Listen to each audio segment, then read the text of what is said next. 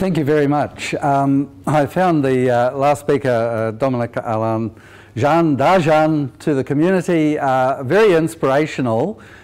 I heard him and a few others at the EPIC conference in London last year, and I realised that they were onto something really important with open badges and social learning. So what I'd like to do is sort of begin by saying it's wonderful to be able to present again at a Mahara hui. At a hui like this, we're actually a very small group amongst a sea of educators. And we're paddling a waka, and actually the direction is not 100% clear. And we're getting swept along by tides and winds and our energies and so on and so forth. And so when I finished my work in the theological college as an educator, I realised that it was time to perhaps change direction with how we were using Mahara. And up until the end of last year, we had a Moodle and a Mahara working together with a single sign-on. We decided to actually split those apart, and we created a new website for the Methodist Church of New Zealand with the theological college part and parcel, an integral part and parcel, alongside of 4 or 5 other distinct groups. Te Taha Māori Hui Hui, what we call connectional groups, that's Methodists interacting up and down New Zealand, Trinity College groups for formal learning, and private groups and parishes. And because of the way Mahara is constructed, you can have different people doing different things, and they don't necessarily know that the others exist. And that to me is an absolutely wonderful feature of this bit of software, because it means that in effect it becomes totally a professional development tool where groups form for their own purposes. And some of those might be short-term purposes and some long-term. So we called our new website sixsenses.nz. And you've no idea, in a church group they said 6 senses, it sounds like a brothel. And well, no, it's actually part and parcel of John Wesley, the founder of the Methodist Church, said, well, we've all got 5 senses, but we need a 6th sense to complete the work of the recognised 5. And he called that 6th sense faith. Well, that's the basis of which I started, and the rest of it has just sort of fallen into place, and I'd like to take you on the journey. This is our print advertising. We said, hey, come and join up in 6 Senses NZ. All you've got to do is complete your profile. Now, whoever devised Mahara in the first place gamified it around profile completion. And you're probably not aware that it is gamified already. But that profile completion bar, if it's turned on, you get a little green indicator bar saying, yes, you've submitted your photo, yes, you've made friends with 3 or 4 people, yes, you've put comments on walls. What a wonderful thing. And I've noticed that students tend to get stuck at around about 60% completion. What a great tool that is for people that are walking new people into this thing called Mahara. So complete your profile, search for groups to join in. And what are those groups going to be about? Well, I've got one of my parishioners sitting in the congregation. It's still a bit of a mystery, I think, Margaret, isn't it? But it's become such a big kind of exploration of territory. But you can subscribe to forums, contribute when you want, and we encourage people to join night school, which is just once a week on a Sunday evening. You just come into an Adobe Connect meeting, and also to join MOOCs So let's have a look at how we're encouraging people in terms of MOOCs. I advertised towards the end of last year. I said, hey, there's a MOOC going on at Wesleyan University in Connecticut. And most people in the Methodist Church said, what on earth is a MOOC? They hadn't caught up with it. But once they understood that it's a massive open online course, 8 people put their hands up and said, yes, we'll join you in that MOOC. Now, some of them had no formal education beyond what used to be Form 5 in high school, and some of them were PhDs. So 8 people have joined this MOOC called How to Change the World. And what we do is give support through Mahara to people that are in the MOOC. So the syllabus of the MOOC is set out. We don't reproduce the answers that we gave in the MOOC, but we say, hey, how do you apply that learning from the MOOC into your own situation, into your own context? And we've produced a fantastic set of results like reducing poverty through economic growth, risk management and climate change, and so on and so forth. You can see all the things that are going on there.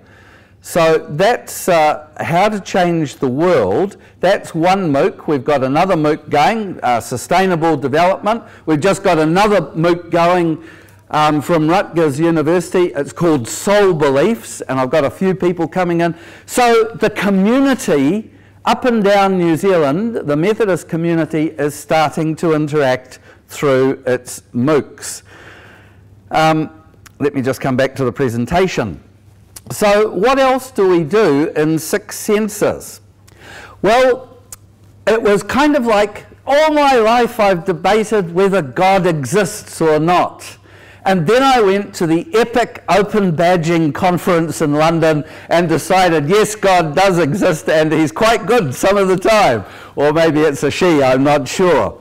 But the open badging system that Dajan was talking about, developed by Descendum in Finland, gives a way of formal learning being separated out from informal learning, non-formal learning, and tacit knowledge. What's tacit knowledge? It's the kind of knowledge you pick up on the job. It's never been officially trained. It hasn't been put into a template, if you like, and worked down the list. But it's a skill that's definitely acquired in the workplace. And more importantly, from the church's point of view, it can be applied in groups coming together for the things that churches do. So we said we would like to issue a volunteer badge. Now there are something like nominally 100,000 Methodists up and down New Zealand, and maybe, this is a guess only, maybe 15, maybe 18,000 active ones, members rather. So how do you go about issuing a badge to people that don't even necessarily know about it? Well, what we do know is that these groups organise themselves around worship, that's a given, but also things like community concerns, social justice. They organise themselves around evangelism, education, discipleship. They organise themselves around pastoral care and property and stewardship, youth or children's work. And what we've said is, let's give the trust and the power to the local group who work with their own set of knowledges when they believe that the person they want to award the badge to has committed to lifelong learning, no matter how they're expressing it. They don't have to belong to Mahara or 6 senses, that they are valuing the gospel, that they are generating inclusiveness and diversity, and a willingness to engage with local and or virtual church communities.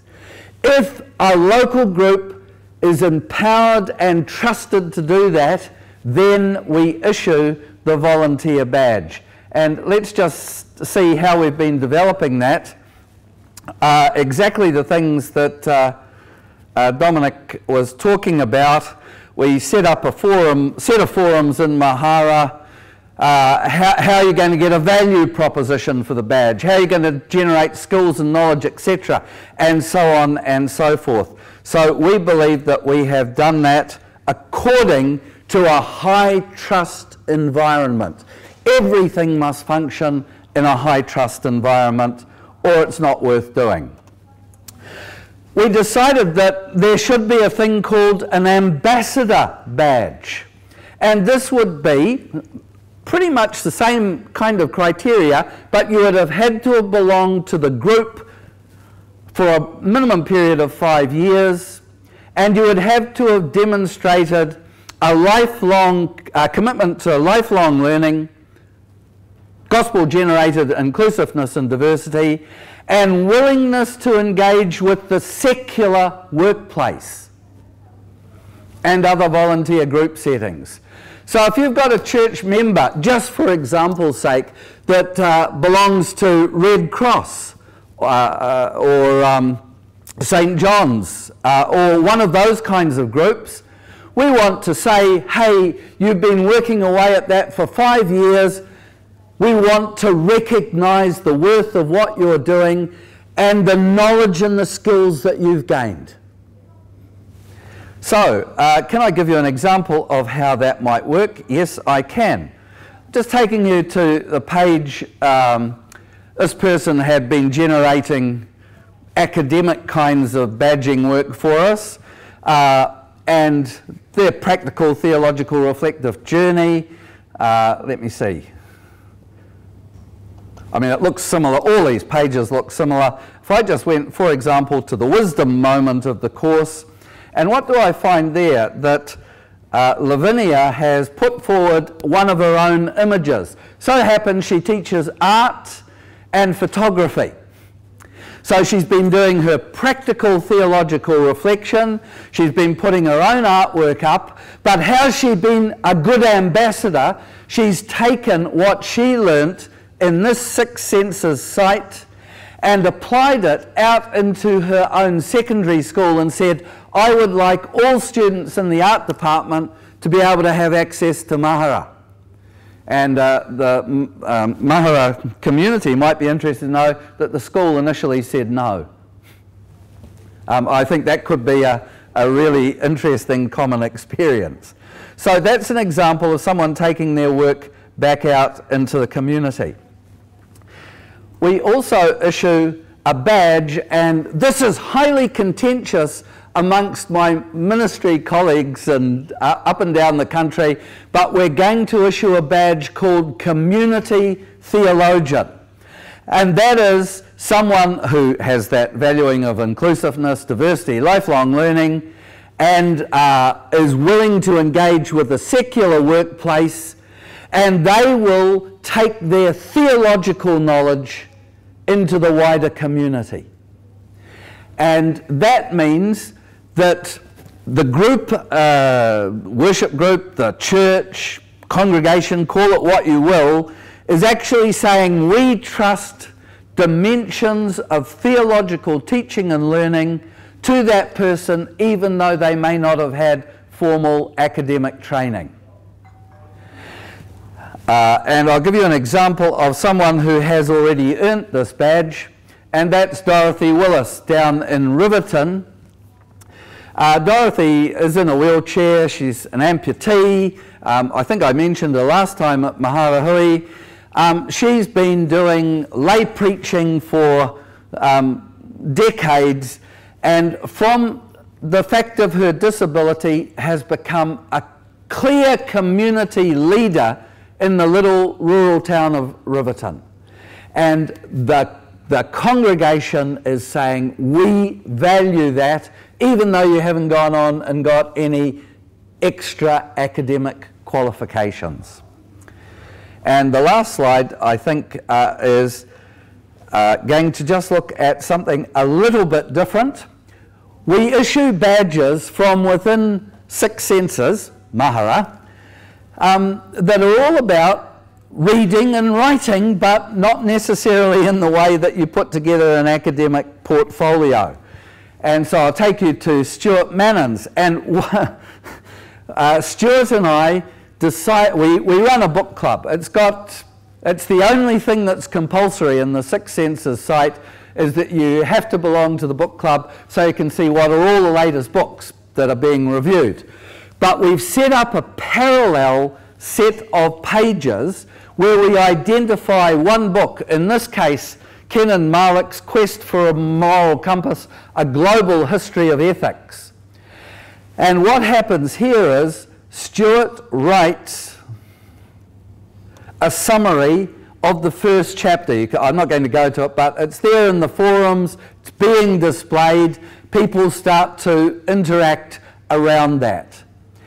The more he puts up, and we just split it for convenience sake into 4 sections, as he puts up his forum, people begin to comment on the page begins to get built up. I put some extra things in there that give a dimension to a book review that you wouldn't normally find. So for example, if we went over The Quest for a Moral Compass, chapter 6, which is on the view from the mountain. And the view from the mountain starts to look at ancient Chinese writings and poetry and how the letters of their alphabet. Seeing is an elemental act in which there is no distinction between me and the mountain, only empty consciousness mirroring the mountain's form. That's it.